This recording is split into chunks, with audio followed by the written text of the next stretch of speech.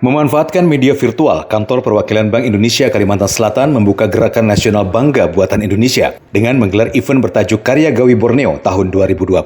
Inilah langkah strategis Bank Indonesia dalam memulihkan perekonomian nasional dan meningkatkan sinergisitas dengan pemerintah Provinsi Kalsel. Salah satu yang diperkenalkan adalah dengan melaunching digital marketing usaha mikro kecil dan menengah UMKM Kalimantan Selatan secara virtual. Targetnya adalah untuk mendorong penjualan produk asli daerah agar bisa diserap pasar secara global. Sehingga nantinya UMKM Kalsel dapat memasarkan produknya tidak hanya di tingkat lokal.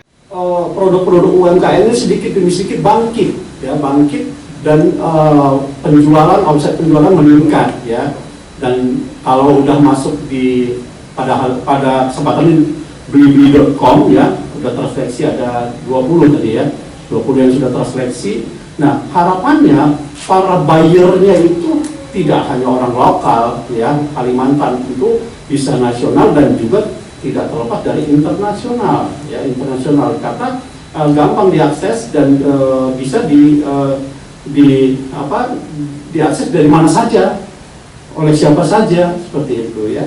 Nah, gerakan ini juga menekankan agar masyarakat selalu menggunakan produk-produk lokal Indonesia dengan melibatkan puluhan UMKM Kalimantan Selatan. Randi Naka, Kalsel 24net, Banjarmasin.